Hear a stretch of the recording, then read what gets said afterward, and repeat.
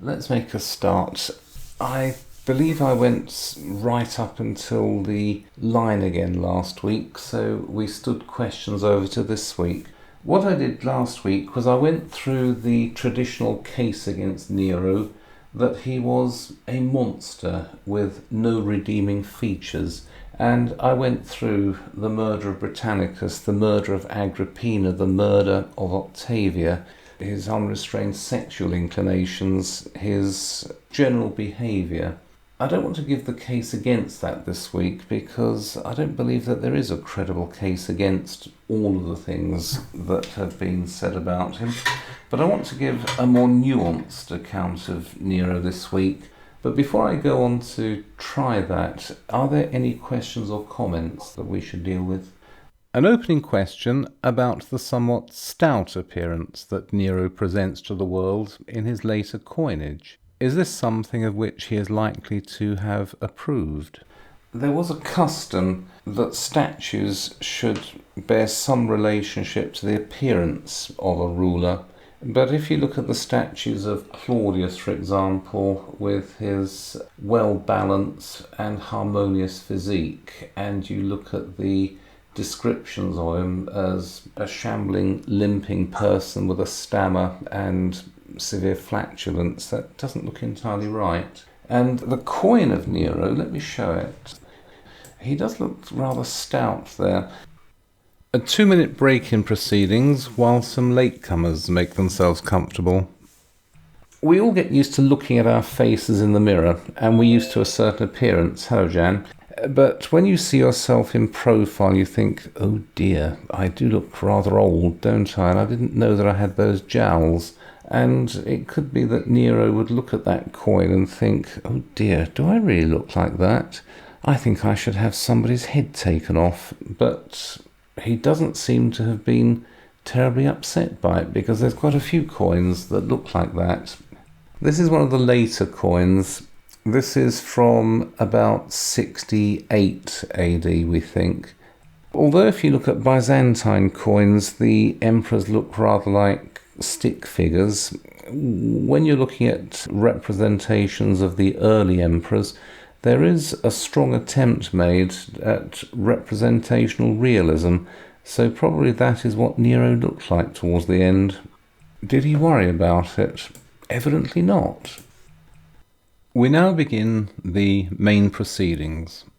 This is the 9th session in our series on the early emperors, and today I'd like to talk about Nero and the judgment of history. Here to begin is an example of the judgment of history. Yes, let's have a look at this. This is Nero after the burning of Rome by Karl Theodor von Piloty, 1862. This is a conventional view of Nero. Look at him, a rather corpulent figure by now, 64 AD. He is monstrously overdressed in yellow silk, which is trailing through the ruins of Rome. It is a one-use only garment. Here you have 2 little children beholding their emperor as he goes past them. They've obviously lost everything in the fire. Perhaps they've lost their parents. They're orphans, clutching at each other in awe and terror as their master goes past them.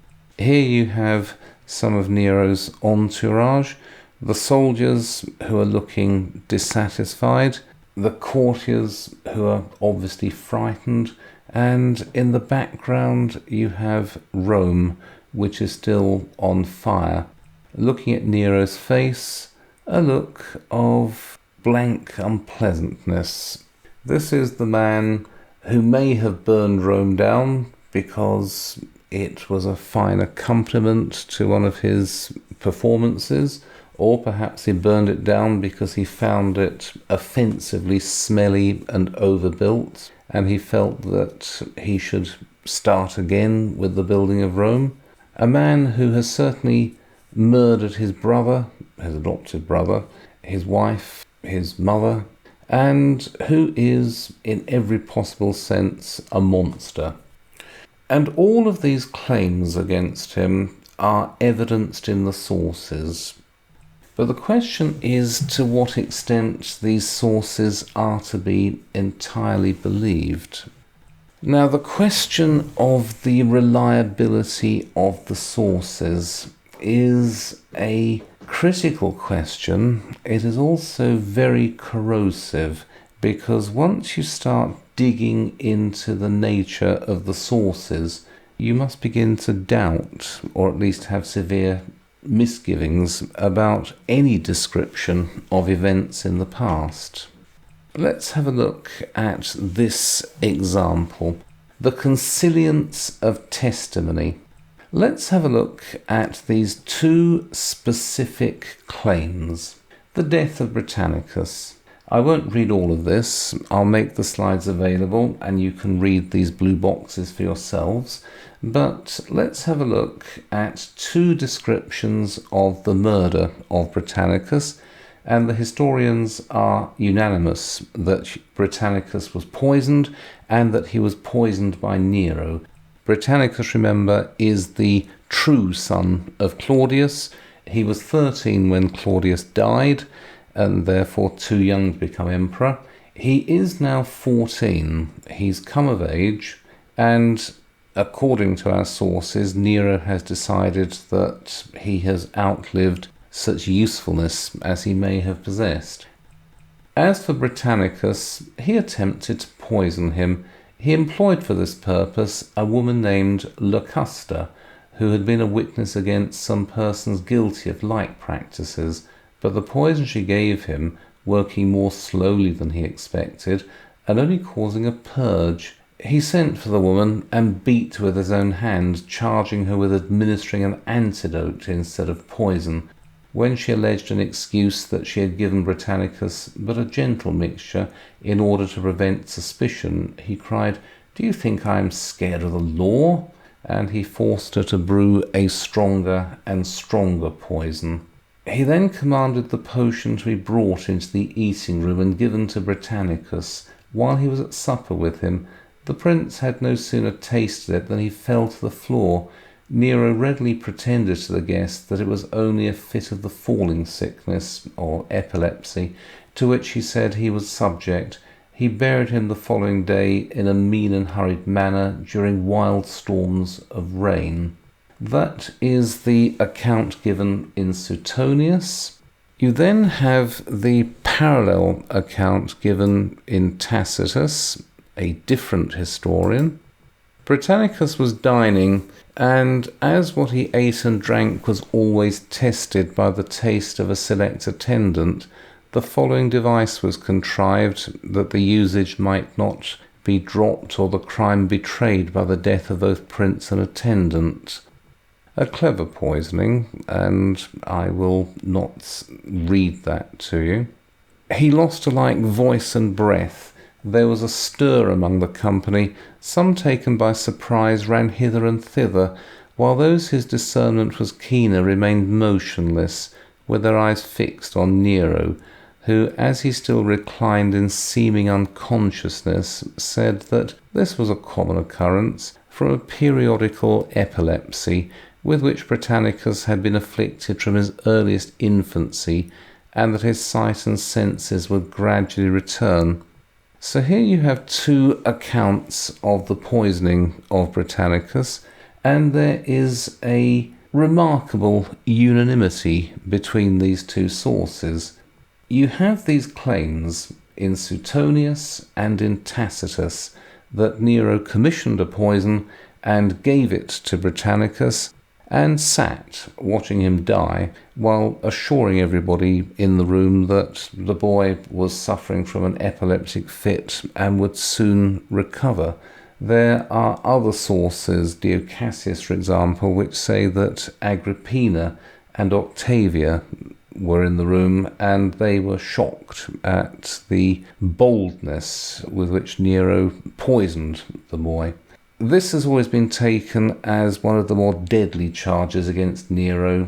Britannicus was a boy. He was only 14.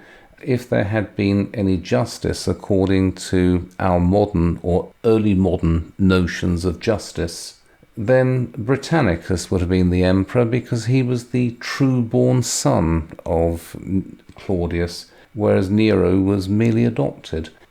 To make a case for Nero, Britannicus has a claim to the purple. Nero is the emperor in possession. Although at the moment Britannicus is a boy of 14, what will he think and what will he do when he's 21? And even if Britannicus himself has no particular ambitions and wants to be a loyal subject of his adoptive brother Nero, there will be other people who will come together in a faction, and they will want to get rid of Nero and put Britannicus on the throne as a frontman for their own regime. And so to remove Britannicus in some way is highly desirable. In medieval Europe, you deal with these matters by having him tonsured and stuffed into a monastery, as happened in the Byzantine Empire. You therefore make him ineligible. By doing so, you avoid the unpleasant need to murder him.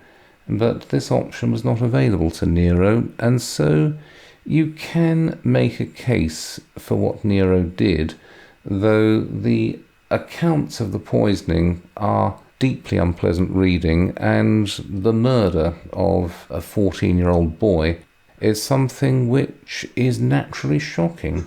But that is what happened. But you see, what we are doing at the moment is we are assuming that our sources are true or substantially true, and arguing about motivations and possible justifications.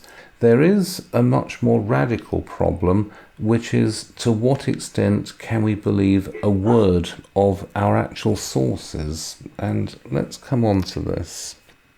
Oh, this is a parallel case, the murder of Agrippina, Suetonius. Other circumstances still more horrible are related on good authority, as that he went to view her corpse and handled every portion of it, finding fault with some, commending others, and that growing thirsty during the survey, he called for drink. Then you have Tacitus. So far our accounts agree that Nero gazed on his mother after her death and praised her beauty. Some have related, while others deny it. Her body was burnt that same night on a dining couch with a mean funeral. Again, you have a consilience of testimony, and in the case of Tacitus, you have some doubt regarding the sources that he's following. But whether or not Nero did go and stand before the body of his mother, poking it and prodding it and commending it to his entourage, is open to doubt. But there is no doubt, so far as our sources are concerned, that Nero had the woman murdered. The remorse of the Emperor Nero after the murder of his mother by J.W. Waterhouse. Again, in Suetonius, it said that Nero was permanently guilty thereafter, and he would try to call for his mother's ghost from the underworld, begging for forgiveness. And when Nero went on his great tour of Greece, he didn't enter Athens because it was in Athens that the Furies had taken up residence after Orestes killed his mother Clytemnestra. He also didn't attend the Eleusinian Mysteries because a herald would stand up at the beginning asking for every impure person to depart. So we have from Suetonius. But let's look on the other hand. The sources we have are apparently unanimous that Nero was a depraved monster with no redeeming features. And yet, have a look at this. Josephus, he's an outsider. He's not a member of the senatorial aristocracy. Indeed, he first comes to our notice as the leader of a rebel Jewish army in around 68 AD. He is one of the generals charged with driving the Romans out of the Jewish areas of Syria. Although when he was taken prisoner, he changed sides and lived in honourable retirement in Rome. He was an outsider, and so you will get a different view from him.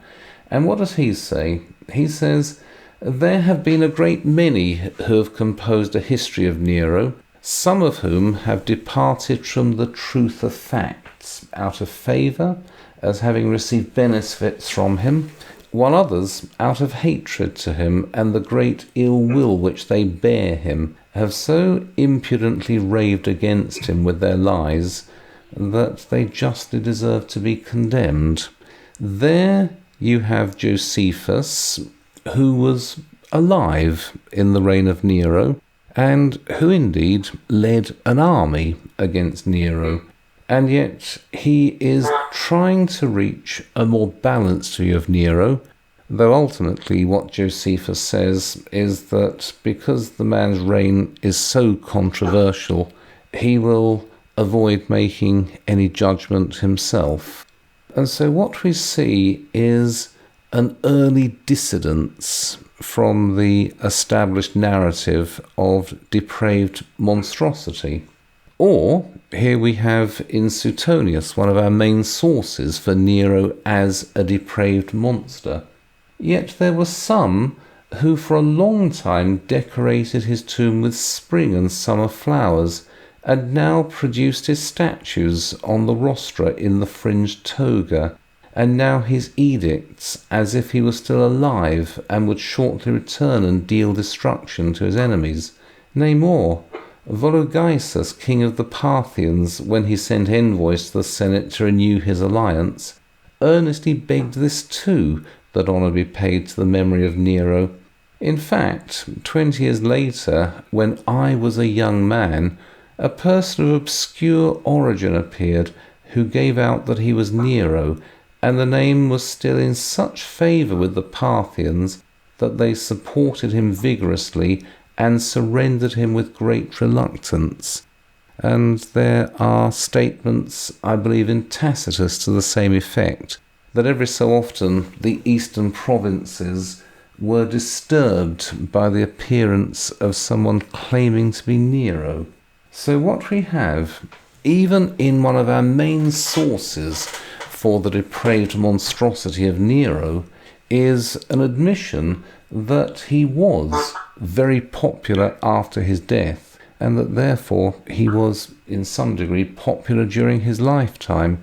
Indeed, although if we look forward to the three emperors who followed Nero in very short order, the three emperors who followed him in 69 AD, Galba went along with the Senate's idea of condemning Nero as a monster. Otho, who had been one of Nero's friends, he was the next emperor after Galba, rehabilitated him, and Vitellius did much the same. Even at the time, the accounts of Nero were a mixed bag. What is going on with our three main sources? What you may have, I'm not saying what you do have, but what you may have here is an example of historical bias. Historical bias which is greatly magnified by the loss of all their sources and of most of the rival narratives. Suetonius and Tacitus, those are our two main semi-contemporary sources, though even so they're writing 60, 70 years after the event. But looking back to Pliny the Elder, who made a number of unpleasant remarks about Nero from shortly after the man's reign. But our main sources, our main contemporary and semi-contemporary sources, are all members of the senatorial aristocracy. And these are all attached, even if only in the sense that they did lip service to the idea, but they all remain attached to the idea of the Republic. They are, of course, in the 2nd century in particular, and now I'm looking at Suetonius and Tacitus, unable to denounce living emperors. That is unwise. even though Tacitus rejoices that he lives in the reign of Trajan and that he has complete freedom of speech again. But it would be very unwise to denounce a living emperor, and yet the Julio-Claudians were fair game, and they can also be particularly denounced because they are the people who set up the system. You also have the interests of the immediate successors of Nero. I won't mention the three emperors, Galba, Otho and Vitellius, because they don't count for this purpose, but Vespasian, Titus and Domitian, the men of the following dynasty, their own legitimacy was pretty minimal. Vespasian was the emperor because he won a civil war. He was acclaimed by the army and he was accepted by the Senate, but then the Senate would accept anyone who was accepted by the army. Vespasian had no particular claim to be emperor beyond the fact that he was the emperor, whereas the Julio-Claudians themselves, after Augustus, could claim that they had a family connection to Julius Caesar or to Augustus or to both, and that therefore they had a degree of blood legitimacy, something which was not accepted in theory by the Roman constitution, but which was of course accepted largely in fact. But Vespasian had no particular legitimacy, nor had Domitian. And so it was very useful for those two emperors. Titus just didn't reign long enough. It was very useful for those two emperors to blacken the reputation of the Julio-Claudian family, to say, I am the emperor now, and I am so much better than these monsters from the past. Look at Tiberius on Capri with his swimming pool. Look at Caligula, what a monster he was. And of course, look at Nero. You may think that I'm rather boring. You may think that my reign is rather humdrum and that I am a tight-fisted kind of emperor. Well, I do assure you, I am much better than these people. Look at them. You would not want to have lived during their reigns. So there is an interest there, and this interest is one that would continue into the following century with the later successors of the Julio-Claudians, men like Nerva, Trajan, Hadrian, and so on. Their legitimacy was greater than that of the Flavians because they had been elected by the Senate and they had been accepted by the soldiers, and the idea of an emperor by now was solidly established, but they still found it convenient to blame the Julio-Claudians who had set up the system for any defects in the system over which they presided. Then, of course, where Nero is concerned, you have the church. One of the questions arising from Nero's persecution of the Christians, which is proved beyond reasonable doubt, I think, but one of the questions arising is whether this was an occasional persecution in the sense that he needed a scapegoat, pointed at the Christians, had some of them put to death in revolting ways and then dropped the matter, or whether he made a set of laws against the Christians which were extended and occasionally enforced by his successors. And we're not able to answer that. There is no evidence for any laws made by Nero against the Christians, but there's no particular reason why such laws should have been preserved. But whatever the case, the church, from its earliest moment as a collective institution, denounced Nero as a man of great wickedness, and so, because the church won, that means that Nero's reputation has been blackened for the past 2,000 years. To what extent can we trust these sources? To what extent can we trust the church historians, Eusebius, for example, with his claims against Nero? And to what extent can we trust Tacitus and Suetonius? They had a natural bias against Nero, and they were writing at a remove of 60 or 70 years from the alleged events. As far as we're concerned, 60 or 70 years is nothing.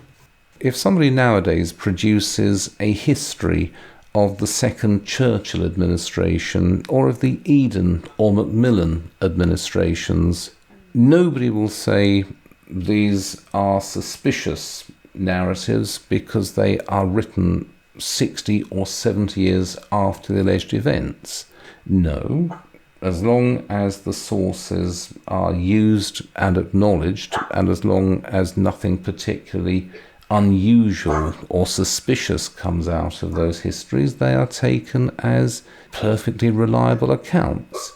But we do live in a different kind of civilization where vast amounts of source material are heaped up in every generation and made freely available to the next generation, whereas that does not seem to have been the case in the ancient world. Written sources were always in short supply.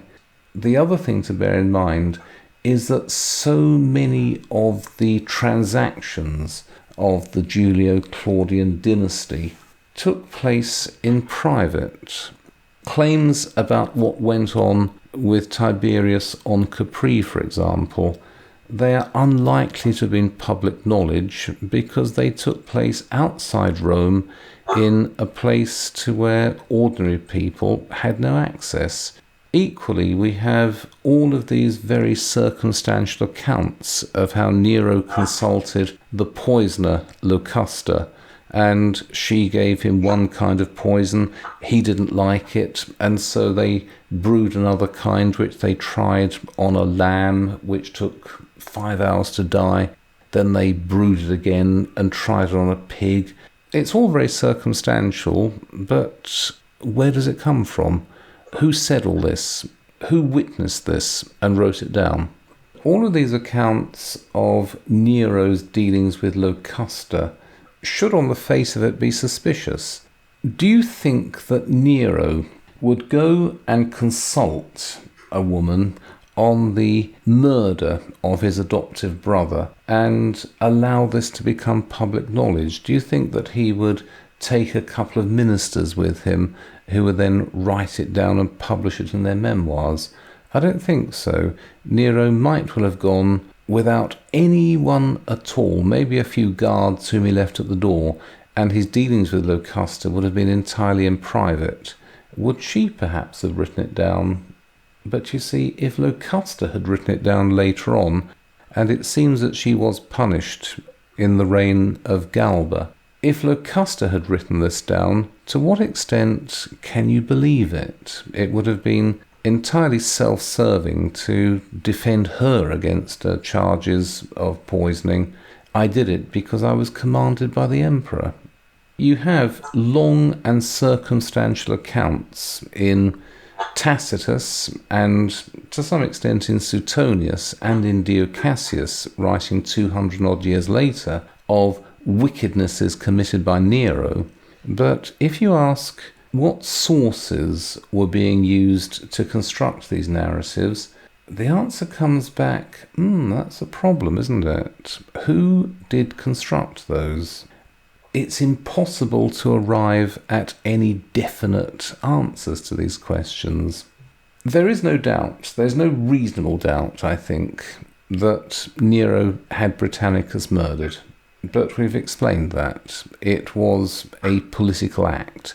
And although, of course, there are people who condemn Elizabeth I for having Mary Queen of Scots put to death, it's not regarded in quite the same light as the murder of Britannicus. But then, as I said, the murder of a 14-year-old boy who has done absolutely nothing to merit such treatment is rather different from that of Mary Queen of Scots, who had, we can be reasonably assured, herself tried to get rid of Elizabeth. But quite often it is necessary to do things which are not always very nice.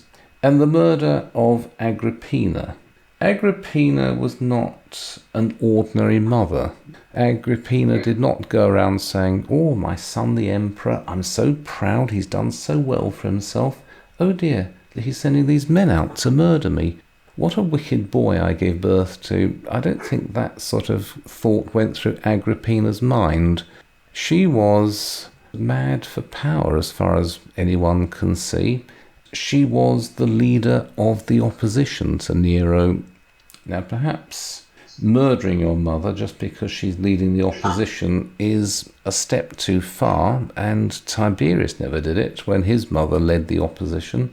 But although it's difficult to justify what Nero did to Agrippina, and perhaps we can forget the stuff about the collapsible boat, but it is difficult to justify the murder of Agrippina, but to remove her from the levers of power is not an unreasonable thing. Perhaps he should have had her sent into exile or kept under close confinement or something rather like Henry II did to Eleanor of Aquitaine. He never had her murdered, he just had her locked away. I don't know, but there is a question of sources and historical bias. Now, what can we say about Nero as an emperor? A question about Augustus. Was he not a vicious young warlord before he made himself into everyone's favourite jolly uncle? Yes, he had Caesarion killed. He consented to the murder of Cicero, even though Cicero was supposed to be his friend. And Octavian, before he became Augustus, was a scary, creepy sort of ruler. It's only after he became Augustus that he remade himself as everybody's jolly uncle. We tolerate these things in Augustus, whereas in Nero we don't. But there is something rather lurid about Nero. I don't know. But what can we say about Nero's actual government of the empire? And the answer is, we can say a lot about the government of the empire during Nero's reign, but to what extent Nero oversaw this, to what extent these were Nero's policies, to what extent he was even particularly aware of them. Oh, those are questions that we can't answer, but we can make claims at the very least.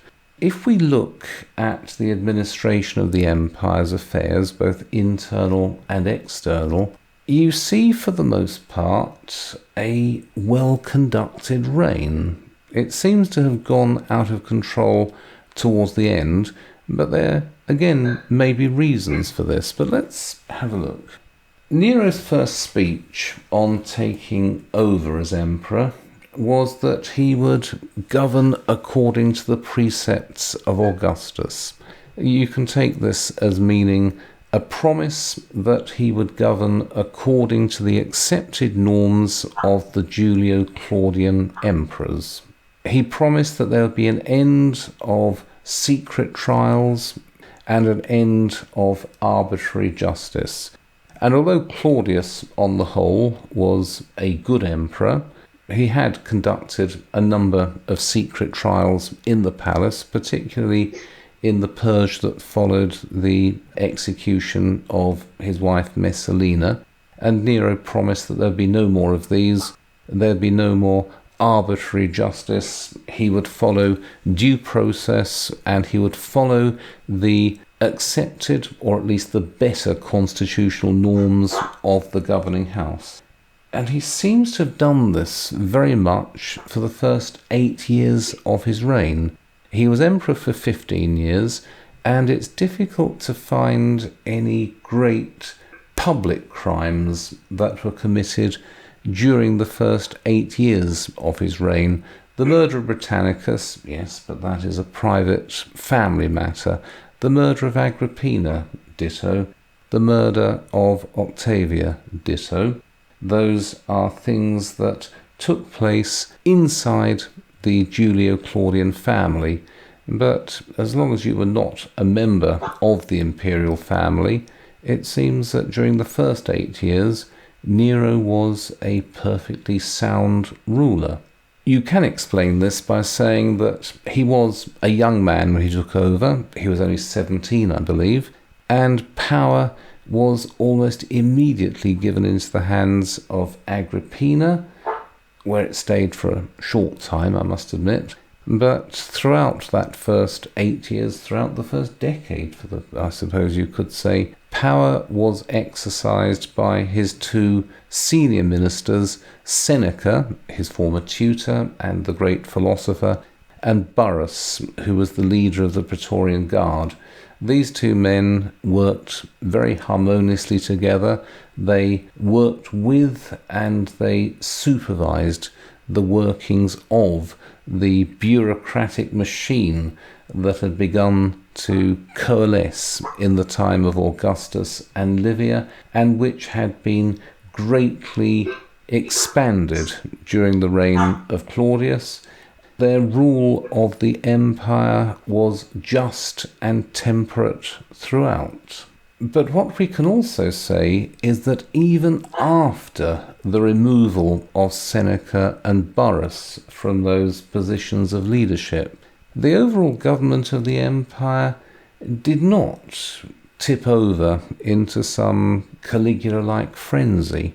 It continued to be, on the whole, just and temperate, except, of course, that Nero had run out of money and it was necessary to start the usual round of fiscal oppression. What we can say about Nero's direct involvement in the administration is his conduct of justice.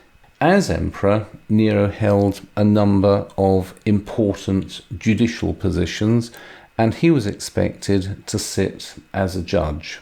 You have a chapter in Suetonius which is not entirely clear, and one of the problems with Suetonius is that he doesn't give dates. You don't know if a particular event happened early or late in his reign, and so this may have been something that happened early in the reign or late in the reign. It doesn't matter. But it seems that Nero, as a judge, was in the habit of listening to the speeches and then retiring with his advisors, his legal advisors, and he would ask those legal advisors not to argue in front of him, holding a rerun of the trial in private.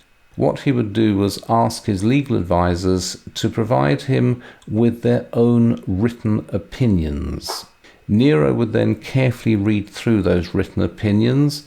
Sometimes he would accept one, sometimes he would arrange a compromise between two of them, or sometimes he would ignore those opinions and give his own verdict at the end when everything reconvened in public. It is possible to say that this method of deciding cases possibly showed arbitrary tyranny, or it may have been an attempt at providing fair and consistent justice. But there is no doubt that Nero took his duties as a judge very seriously. He also restrained his jurisdiction. One of the main faults of Claudius was that he regarded himself as a great judge, and he was unable to restrain himself from extending his jurisdiction all over the place. One of the main legal faults of Claudius was that he would sit as a judge and he would often be swayed by lawyers who were his own personal friends. These lawyers would then command gigantic fees because there was no escaping from the emperor's jurisdiction. Instead of sitting as a judge of appeal, Claudius would insert himself as a judge of first instance, and he would be swayed by those lawyers who were his personal friends, which led to a certain disorder of the judicial system during his reign. Nero promised that he would do none of this. He regulated the fees that the more popular lawyers were able to charge. There is evidence that Nero was a conscientious and, on the whole, a fair judge in those cases which were expected to go before the emperor. And he did end the custom of secret trials until after the Piso conspiracy. He also seems to have reduced a number of direct taxes. He seems to have cut down on the practice of tax farming, although we're not entirely sure how the fiscal system worked. Indeed, one of the areas of greatest doubt in the first century is to what extent there was any distinction between the emperor's own fortune and the public treasury. There is evidence of large transfers of money backwards and forwards between the public treasury and what you would call nowadays the privy purse. To what extent were these corrupt transactions, and to what extent were they entirely normal and reputable? We're unable to say. A question about Nero's building projects. Did these take place throughout his reign, or were they mostly concentrated at the end? We don't know, because the chapter in Suetonius which talks about his building projects has no dates attached. One of the statements made about Nero and building obviously postdates the fire. That is that Nero made a number of building regulations saying that, for example, party walls between buildings should not be timber framed, and new buildings should be set back from the street, and they should have porticos fronting the street, which would produce fire breaks. Also, the insistence on gardens and adequate ventilation for new buildings. It seems that Nero also provided subsidies for builders in Rome to carry out the rebuilding work according to these regulations. They seem to have been perfectly reasonable building regulations, and they seem also to have been followed. The Golden House of Nero, yes, that was a gigantic and extravagant building. But here you see we come back to a question that we touched on a few weeks ago. Let us imagine that Boris Johnson were to insist on a rebuilding of 10 Downing Street so that all the external walls of the building were covered in tiles that had a half-inch thickness of gold on them, and that Boris Johnson began to walk around in robes of yellow silk, and that he would insist on being driven around London in a coach and horses where the horses were shod with gold. You could blame the ludicrous extravagance of this. It probably wouldn't raise income tax by a halfpenny in the pound, would it? Just as people seize on the building works at Versailles by Louis XIV as a cause of the bankruptcy of the French state and the great troubles of the French people at the end of the 17th century, you can seize on Nero's building projects. But how much of the imperial gross domestic product was seized by the government to pay for these building works? My inclination is to say not enough to notice, but it depends on how big you think the Roman economy was. Louis XIV bankrupted France not because he built Versailles, but because of those endless wars, especially the wars he fought after 1690 with England. That's it. We went to war with Louis in 1689, I think. There was a brief peace between 1697 and 1701, and then you had the War of the Spanish Succession, which led to a financial catastrophe for the French monarchy. It never really recovered from it. Building Versailles with tables made of solid silver doesn't appear to have come into it. Equally, Nero's financial embarrassments, which are undeniable, may not have been connected with the cost of rebuilding Rome or even the giant palace that he built for himself. It may have been an effect of the British and Jewish revolts. You see, we don't know. We don't know. But coming on to the finances, There is a chapter in Suetonius where Nero appoints fiscal officers saying, you know what I want. Make sure that nobody has anything. And then you have a further chapter in which Nero began to regularize the giving of bequests to the emperor, to the point where he would proceed against men who had not left enough to the emperor in their wills. Now, is this a sign of tyranny? I'm not sure, because in the 2nd century it became an accepted source of imperial taxation that the very rich should leave bequests to the emperor in their wills. And you could take this as a kind of death duties. Those people who were enormously rich were expected to leave a share of their wealth to the emperor, which would then be absorbed into the treasury. The fiscal oppressions, those seem to have led to Nero's downfall, because the attempted collection of taxes in northern France set off the Vindex revolt in 68 AD.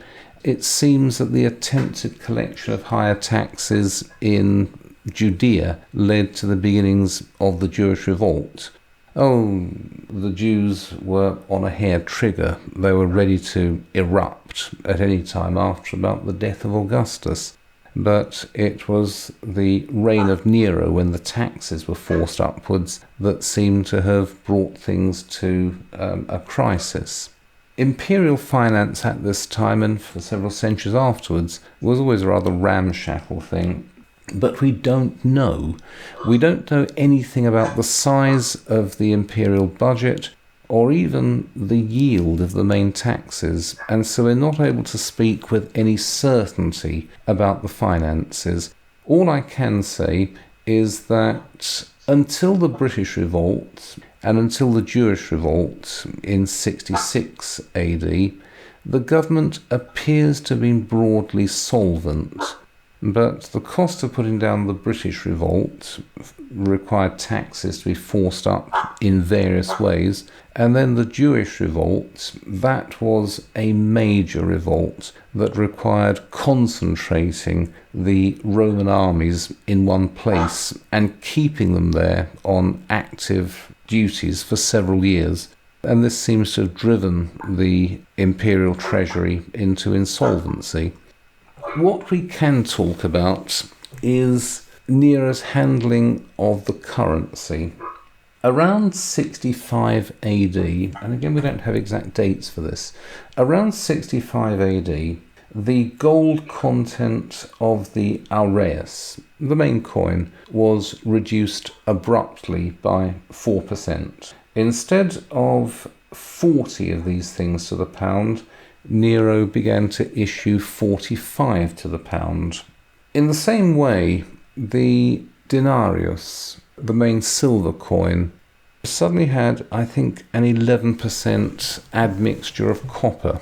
We know this because for the past few centuries we've been digging up the coins and people have been testing them, and we know a great deal more about the history of Roman coinage than anybody in the ancient world knew outside the mint officials who oversaw the debasements. So Nero has reduced the size of the gold coins and the fineness of the silver coins. Is this a sign of financial strain? Is he doing this, and I have said this, that whenever a government finds that its outgoings are greater than its income, it will inflate. Nowadays, it involves doing clever things with the sale of bonds to the banking system. But in older times, it was a more honest and more easily seen inflation.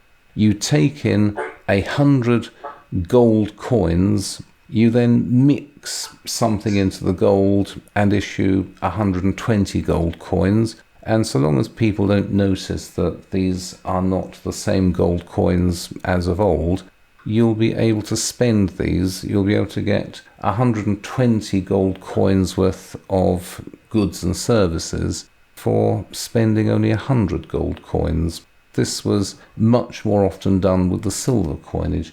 Is Nero's reduction of the weight of the gold coins and his reduction of the fineness of the silver coins an example of imperial bankruptcy? And the answer is, we don't know.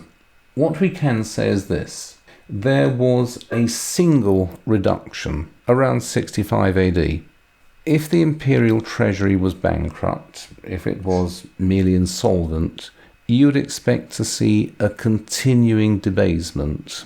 4% this year, 4% the next year, a continuing debasement of the coins so that the government could spend more than it was taking in taxes.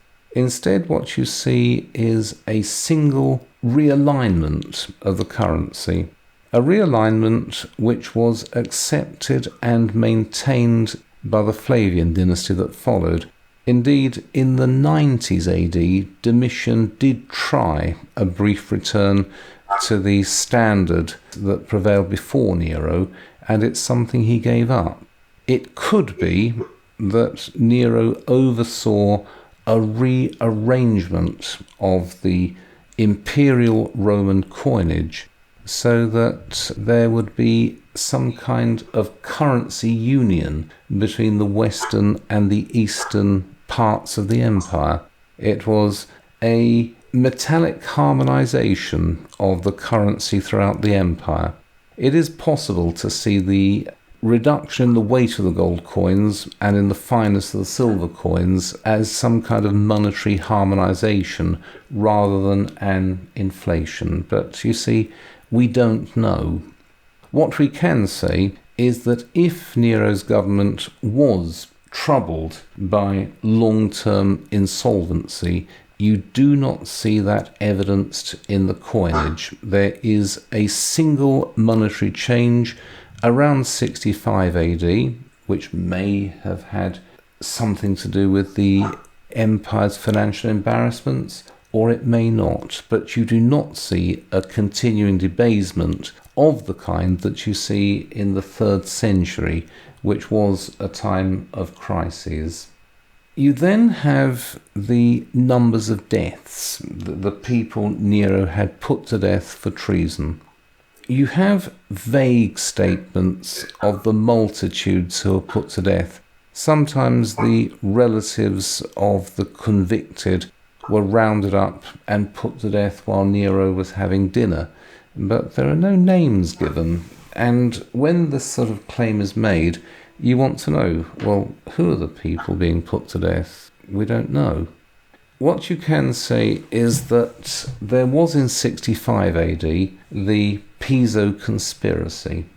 We're told that this was brought about because Nero was a tyrant. He had murdered his brother, his mother, his wife. He may have burned Rome down, and he was also a vulgar man who performed on the stage. Well, yes, maybe. The purpose of this conspiracy was not to restore the Republic, it was to make Calpurnius Piso the emperor. The plot was discovered. There were trials. Now look at the numbers. 41 people accused, 19 of those executed or forced to commit suicide, 17 exiled, 5 acquitted. The victims included Seneca and Lucan. Seneca admitted that he had known about the conspiracy but didn't think it worth telling Nero about it. Lucan, we don't know. Lucan was the great poet of the reign. These figures do not show an indiscriminate massacre. It doesn't seem that Nero went round killing the children and brothers and sisters and wives of those people who were involved in the Piso conspiracy. It is also the fact that there were 5 people acquitted.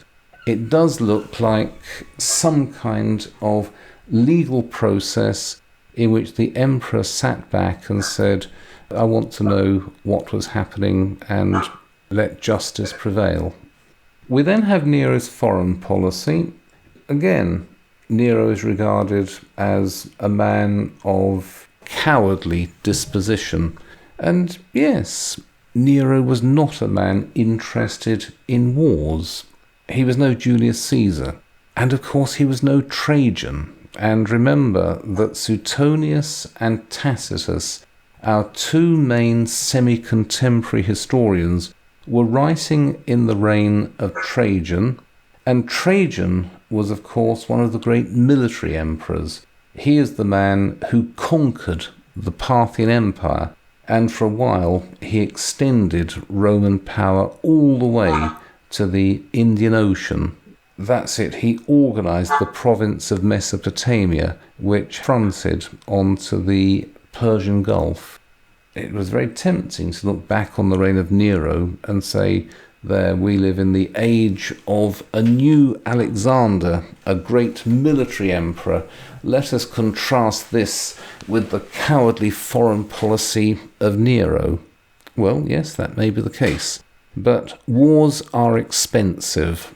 Building a giant palace in Rome with a brass statue of yourself 130 feet tall, well, that's not petty cash, but it still doesn't beat the cost of a war against a first-rate neighbouring empire, and that is what Nero was often expected to do. There was a war between 58 and 63 AD between Rome and the Parthian Empire, but this appears to have been a very limited war, a rather desultory affair, a matter of marches and counter-marches, an occasional siege, coupled by a great deal of negotiation.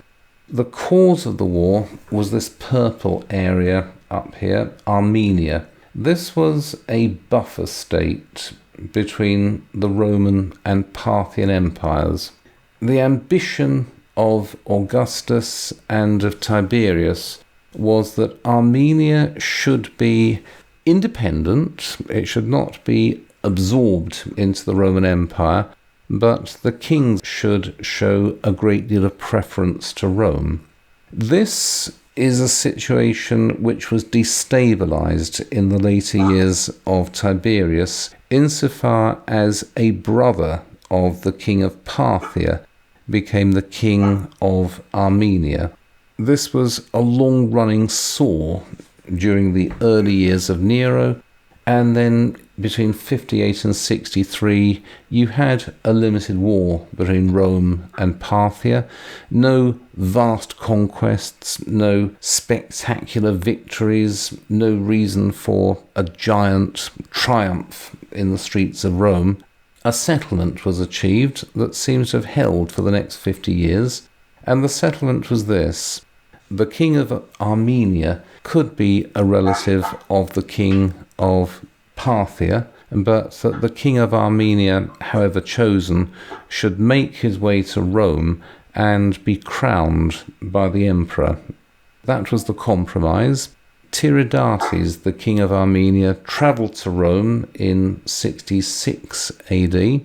He was given a wonderful show that seems to have cost several billion sesterces, an enormously expensive state visit to Rome paid for by Nero, in which Tiridates was impressed by the wealth and the scale of the empire.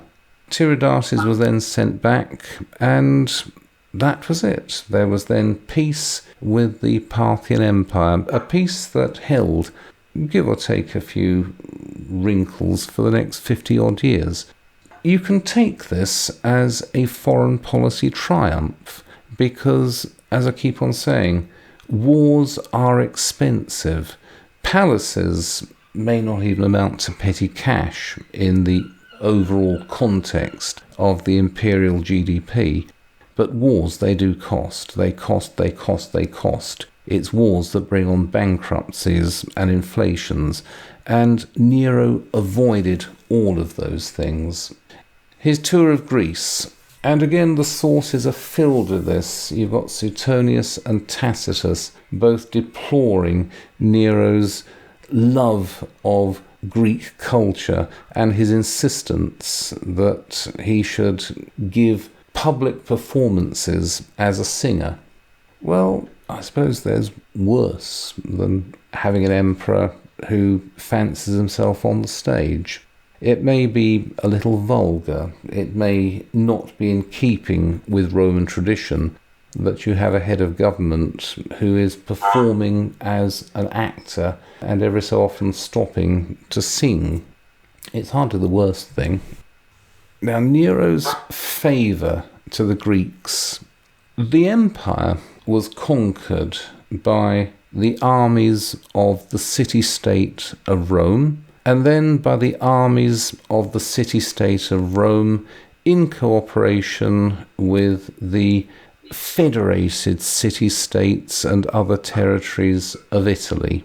By the time of Augustus, it was still regarded as the natural state of affairs that the entire Mediterranean world, which was coming rapidly under Roman domination, was a set of provinces which should be milked for the benefit of the Roman people. This, of course, is an unsustainable state of affairs. A much more sustainable state of affairs is to regard the empire as a unitary political structure with Rome as its capital. And this requires a common citizenship, a common government, and, well, various common institutions. The empire should be governed as the empire, not just as a series of appendages to Rome or a series of appendages to Rome and Italy. And you see the gradual working out of this logic between the time of Julius Caesar and Caracalla early in the 3rd century, and it's Caracalla who at last in 212 extended Roman citizenship to every free inhabitant in the empire. But even before Caracalla's grant of citizenship, you have the progressive extension of Roman citizenship throughout the empire. And one of Nero's great achievements was to reconcile the Greeks permanently to Roman domination. Indeed, perhaps that is not what he did. Rather than reconciling the Greeks to the fact of Roman domination, he began the process of assimilating the Greeks into the Roman constitution. It is from the time of Nero onwards that you begin to see Greek senators turning up in Rome. Eventually, of course, the Senate would become as much Greek as it was Roman. The empire would become a joint project between the Greeks and the Romans. Certainly that's how it was in the 3rd and 4th centuries. Nero's tour of Greece, which is described in lurid, scandalous terms in our sources, does not seem to have been a wasteful extravagance, but an act in a very artful policy which was begun by Julius Caesar and which was continued by all subsequent emperors until, by the time of Caracalla, the work was done and Rome was no longer the city of Rome with dependent provinces. Rome was now the entire empire, because it didn't matter where you lived, Rome, Antioch, London, York, you were all a citizen of the empire. But that's it. What can we say about Nero? I come back to the fact that he appears to have been very popular during his life, and his popularity continued after his death. There's no doubt that he was hated by the senatorial aristocracy, and there's no doubt whatever that he was hated by the church from the 2nd century onwards. But he appears to have been a man of such immense popularity that even after his death, he had his supporters, and people, as Suetonius says, would put flowers on his grave. And there is a great deal of evidence, so long as you read between the lines, that Nero was an effective and, on the whole, a capable and popular emperor throughout his reign until the final crisis in 68 AD, which may have been brought on by an imperial insolvency that had nothing or little to do with his extravagant building projects, but much to do with the gigantic and mounting costs of dealing with the Jewish rebellion. But one of the difficulties is that in the past few generations, Nero has acquired the academic equivalent of the Richard III Society, according to which nothing Nero did was ever wrong, and anything that he may have done that is undeniably wrong is somehow explained away as an untruth in the sources. But that's all I can really say about Nero for the moment. So let me stop here and ask if there's any questions or comments on that.